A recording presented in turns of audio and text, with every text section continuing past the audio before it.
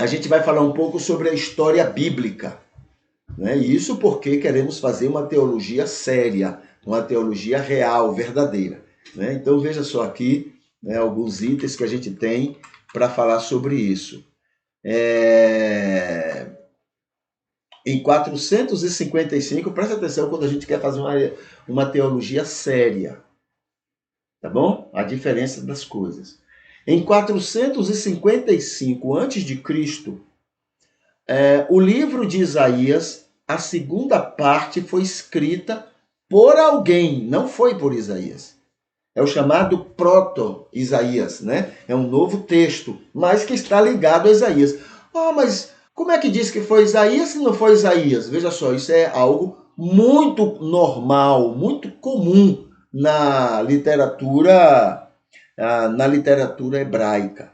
Pessoas escrevem em nome de outras, usa a autoridade daquele nome para poder escrever. As pessoas sabem, não é mentindo não. As pessoas sabem que aquele texto não foi escrito por Isaías, né? Naquela época, ao receberem esse texto, eles sabiam que não foi Isaías que escreveu, mas eles aceitam aquilo como sendo também benéfico para eles, mesmo não tendo sido o próprio Isaías. O importante não é o autor, o importante é o conteúdo, é o recado que está sendo dado, certo? Então, nesse período ocorre o proto-Isaías. Esse texto só vai ser reconhecido como inspirado no ano 90 antes de Cristo. Então veja que demorou, né? Demorou. Isso aí é o capítulo 60 em diante, se eu não estou enganado, ou é 40 em diante, 40 em diante, tá? É um segundo momento do livro de Isaías. Aí você vai entender por que ele está mencionando coisas ali que no tempo de Isaías não tinha acontecido. Aconteceram agora, depois, né, logo antes do momento que foi escrito. Então é naquele período que foi escrito. Em 450 temos aqui Judá, a Pérsia autoriza Neemias como governador da Judéia e Esdras como sacerdote. Olha aí quando foi, 450 antes de Cristo, né? O que mais? Em 450 antes de Cristo, Israel, na história de Israel, os samaritanos estão se organizando como nação e como religião só com o Pentateuco. Então, veja só, nesse período a Pérsia não somente autorizou Judá, né, o povo, a voltar, mas estava também autorizando no mundo que os israelitas voltassem. Lembra que foram dois povos e eles foram divididos, né? Então, eles estavam voltando, podiam voltar para Israel e ali ficaram naquela região da Samaria. Quando Neemias volta, ele vai encontrar muita gente lá, né, entre os samaritanos, contrários a ele, certo? Você vai ver isso lá no texto. Então, é a Pérsia permitindo que os israelitas voltassem e que agora, por estarem em Samaria, eles são chamados de samaritanos. Preconceito, né? Preconceito do povo de Judá, tá bom? Então, não chamam eles de Israel, não. Chama de Samaria, samaritanos, tá bom? O que mais?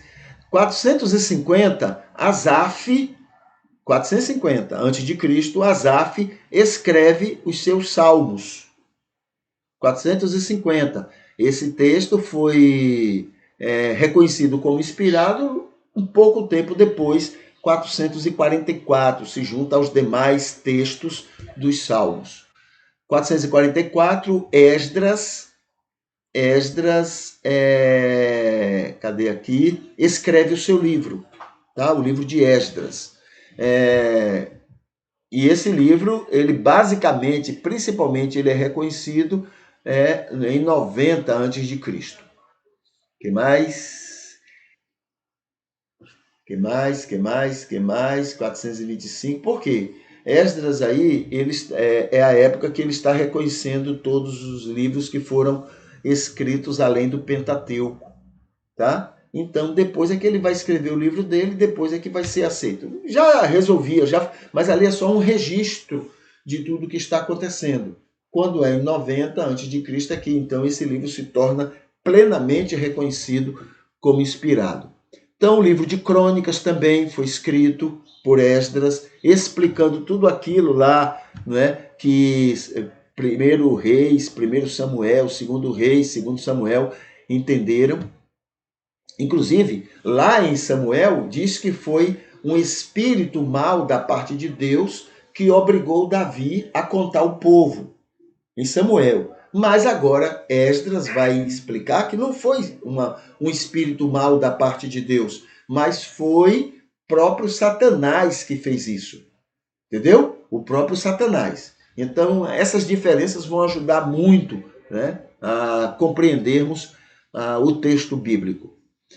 Em 420 foi escrito o livro de Neemias e em 400 o livro de Malaquias. Ok? Então esses livros aí foram agora, vai ser plenamente reconhecidos no ano 90 antes de Cristo, quando eles então serão aceitos plenamente como livros inspirados por Deus. Tá bom?